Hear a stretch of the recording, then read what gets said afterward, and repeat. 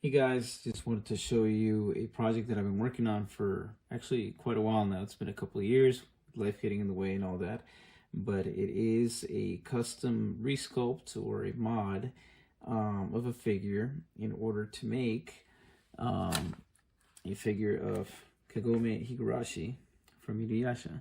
So actually Kagome does not really have, I mean, she has a couple figures, but none of them that I particularly like. There's actually the one figure that I think does exist. It's made by Kotobukiya, and it's this one here. It's all right, but I mean, you can see the face is kind of derpy. The pose ain't that great. Not really any action going on. It's just, I think they could have done her. They didn't do her justice with the sculpt that they did. So I went on E2046 and I looked at a couple of different kits. Found all the kits that I could with bow and arrow, and I found quite a bit. But the best kit that I found that actually goes kind of exactly with this pose was the 1/7 scale Hunter. This is a resin recast of a PVC figure. I believe the character comes from either a series or a game called Bikini Warriors, I think. Not too sure, but the pose was perfect. I actually don't have a photo on me right now of the completed figure, but that's all right. It pretty much looks exactly like I showed in that other photo. These are just some reference photos that I have here for my sculpt. But basically what I went ahead and did, it came obviously with all the different pieces. The big problem with this figure, if you look at the kit here, is that the legs and the arms and everything, it had a lot of the sculpt had a lot of details that are nice details if you want to build this particular figure, but they were a part of the arm, the leg. It had like these bracelets. It would have, the leg was actually a couple of different pieces. It was about 1, 2, 3, 4, 5, 6. It was about 7 or 8 pieces that included some fur that she wears, and obviously all that stuff needed to go because Kagome is not wearing any of that. You just want the leg, the bare skin, pretty much, and the shirt, the blouse. So what I did was I actually put the leg together. I kind of put everything together. Just as you see here, this leg right here, the right leg that's bending, this used to be about 8 pieces, and it had a lot of fur sticking out and everything. So I actually took the Dremel and I dremeled it all down. I'm sorry, went out of frame there. I dremeled this all down and made it as flat as I could, but then of course I had a lot of grooves and just stuff that was that looked terrible. A lot of holes and everything. The Dremel was very rough, obviously, so I actually had to fill it in with Milliput and with Tamiya putty, and after I did that, I sanded it so that it would be smooth. And trust me, it took a lot of sanding to get this thing to be as smooth as I want it to be, because obviously this is skin here. This is going to be skin, and I wanted it to be very smooth. I didn't want to have a rough surface. Is that able to focus here? Yeah, I didn't want to have a rough surface. So I went really hard with the sanding. Luckily, the left leg was a little easier. It only really came in 2 pieces, I believe. But I still had to do a lot of sanding. So this is what we got. Now, if you look at the diagram here, you will notice that the torso did not come in 2 pieces, but if you look, the torso here is split in half. Sorry about that. As you can see, the torso here is split in half, and that was not the case with the kit. So obviously I actually sawed this in half, and the reason I did that was just so I could work with the 2 pieces independently, and I could place the skirt. I wanted to be able to put the skirt in between the top and the bottom half of the body of the torso, which is exactly what I did. So I'll go ahead and show you. Here is the skirt. Now this skirt was created with SuperSculpey Gray. It took quite a little time to sculpt it. This is my first time ever sculpting something like this. I tried to get the folds in there of the skirt, and I wanted it to you know, she's obviously in a very dynamic pose with the move, you know, the wind's going to be blowing a certain way, so I had to think about where the skirt is going and all that. It was pretty fun to do. But I baked it in the oven. It hardened. However, as you can see, it started to crack here in a couple of different places because SuperSculpey is not that much strong. So I actually went ahead and I used ArtResin, which is this. I used the ArtResin. Comes in 2 parts to basically strengthen the skirt. So that's why you see that it's transparent and shiny, is the ArtResin layer on the top. But anyway, that is the skirt. This is how the skirt goes on the body, just like this. And you can see, right, so the way this is going to be going is she's kind of jumping towards her right, and the wind makes the skirt flow in the opposite direction. So that's why I went ahead and I did that. Now my plan was to place the top part of the torso like this. Unfortunately, the fit is not as great as I would want it to be. This is pretty much as far in as it goes. And that's because the top part of the torso, as you can see here, this is all made from Milliput. I just basically put layer upon layer of Milliput so I could kind of form the blouse. Now this particular figure had a pretty large bust, so I had to sand it down a little bit, even out the breasts and all that. So that's where majority of the sanding went. And I also put, as much as I could, these little creases and seams in between the chest portion of the blouse and the sleeves, which just add a nice touch. Same thing here.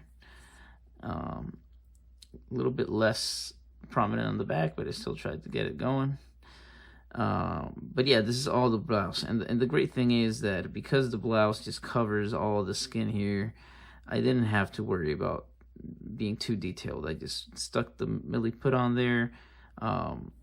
I sculpted it how I wanted it to be, and then I let it dry. And actually the, I guess the wrists that this kit came with work perfectly to look just like the sleeves for Kagome. This is the green sleeve that she has right here. Worked out very well. It's just the shape that I need. So this is pretty much ready to go. I went ahead and I sanded the hell out of this. I did a lot of sanding, so now it's completely smooth. It's like glass, and that's how I want it, because this blouse is just going to be white.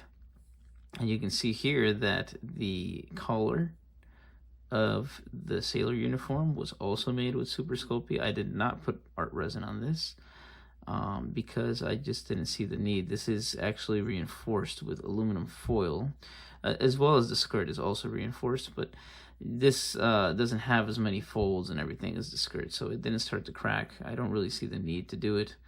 I could do it. I could just brush some resin on there. We'll see what I do. But obviously the only thing this is missing now is, what do you call this, the ascot, the ribbon that comes out of the collar. That needs to be sculpted still.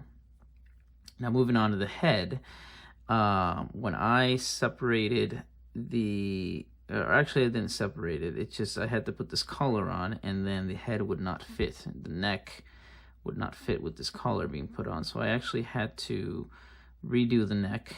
You can see here that it's been filled in with Milliput and sanded as best as I could in that small space. So I think it looks pretty good. Her neck might be a little long if you stare at it too much, but that's all right. The pose that we're going for is this way, so it'll be okay. And here, for the bangs, this figure, the kit that I bought, it actually only came with kind of half of the bangs, just how this character is. It came with a lot of extensions and hair in weird places. The majority of the hair here, the main part of the hair, was actually kind of what I wanted. It's kind of what I needed, so that was all right. I filled in the holes where I didn't put these particular strands of hair, and this left part of the bangs was fine, but unfortunately the right part of the bangs was completely non-existent. So I actually had to go ahead and do Milliput. Just put Milliput here. Took me a couple days to get this to be maybe not perfect, but passable at least. And hopefully it looks better when it's all painted black. I tried to get Kagome's hair, you know, in 3D, because I think that both in the manga and in the anime, you know, she's got this signature bangs that no matter what angle you're looking at her, they always seem to jut out in a certain direction. Even if you're looking at her straight on in front, you're still going to see these bangs usually go to the right. So when that translates to a 3D sculpture, it's just a little bit weird. I actually looked at some of the other figures she's had, the Nendoroid and the figure here from Kotobukiya, to see how they did it. And this is kind of what I came up with. So I think it works pretty good. This was filled in. There's a couple of strands of hair that were made with Milliput, such as in the back here. This can focus. Yeah, this was made with Milliput as well. This was filled in with Milliput in the hair here. And that's pretty much what we got. Here on the hands, when I tried to insert her bow, I had some bad luck and I actually broke her thumb off. So that was reinforced with some steel wire and glued back on, so hopefully it'll stay. And that actually moves me into the next part, which is going to be the bow and arrow. So I've actually got here somewhere, this is the arrow that came with the hunter kit, and I think it looks pretty good. Obviously the arrowhead is not exactly like Kagome's arrowhead, so depending on how much it bothers me, I might modify it. If it doesn't really bother me, I'll just keep it. It's an arrowhead. The problem is that this is very thin resin. I don't know what material. I guess PVC was the material that the original sculpture was made with, but it doesn't really work with this resin. It's gonna break, and it's flimsy and it's very flexible. So I actually found here, where is it? I found this arrow that actually comes from, I think, of either Barbie or an American Girl doll or something like that. And as you can see, this is also very flexible and flimsy. So I'm going to be making the, I'm going to call that the shaft of the arrow is going to be made with some kind of wire or some kind of, what do you call this, rod. I'm actually thinking to use this brass rod, something like this. And I think it just might work. Nah, maybe this is too thick. I'm going to use maybe piano wire. And what I'm going to do is I'm going to cut the piano wire to size. This is the back part of that Barbie or whatever arrow. This is perfect. This is exactly what I need. And if you see here, this is the perfect size to fit in between her fingers on her right hand to hold the arrow. So this is a match made in heaven. It's perfect. I'm going to be inserting the piano wire here, reinforcing that, and then it'll obviously go to the arrowhead. And I think what I'm going to do is I'm going to cut this off, and I'm going to keep this this arrowhead and connect it with the piano wire, as I said. So that's going to be the arrow. It's still a work in progress. Now for the bow, I had two options. The first one was the doll bow, which I've kind of discarded that option. This is made out of some sort of, you know, doll plastic. It's not really, not PVC or anything like that. I don't know what it is. It actually comes with the string, which is pretty good. I still have to figure out how I'm going to do the string here. Or if I'm even going to put a string, I don't know. But this is the bow that came with the kit. See if we can get that to focus. This is the bow that came with the kit. And this also had the same problem. If you take a look at the bow on the diagram here, it had a lot of nice details for the hunter, which I didn't need. I don't need these spikes. I didn't need, I mean, this is all right. This wrapping, that's fine. But basically I had to modify this bow and sand it down and put some Milliput and do exactly the same thing to get it to where I need it to be. Like I said, when I first inserted this bow into her hand, I ended up breaking the thumb off. So I've been sanding it down quite a bit, little by little. Got to be careful how you get this thing in here. So it still maybe needs a little bit of sanding here, because as you can see, it's still, you know, I don't want to force it. I'm going to have to sand it a little more, but eventually when it's all sanded down to where we need it to be, she's going to be holding the bow around here, and the arrow, of course, will be positioned with it. So that's going to be the bow, the arrow. What else is there to cover here? I guess two more things, the base and the quill. I think it's called the quill. It's where she holds her arrows. All right, so obviously the figure came with actually two, because this figure has two, it's a cast off, so it's got two bodies. I'm probably going to be using the same one. I'll just take off some of the details. I'll take off this flower or whatever it is, and that's really all I have to do with it. I don't need it to be perfectly canon. And lastly is the base. So see if we can get this to focus a little better. Yeah, so here's the base. It's one solid piece of resin, so that's very nice. It's got the log, it's got the leaves, it's got whatever this magical thing is where her foot is supported. And it actually came with, you know, the original PVC has this piece that is probably in metal in the original, that holds up her leg. It holds it up at the thigh. But I actually lost this for a while. I thought I wasn't going to find it. Blah, blah, blah, blah, blah. Then I found it. But anyway, even if I had found it, I think I was going to go with what I ended up doing, which is that I drilled a hole here on this log. And then I drilled a hole on her thigh here. So, but you didn't see that until I showed it, right? This hole is just how she's going to be supported on her right side, because even without this rod here,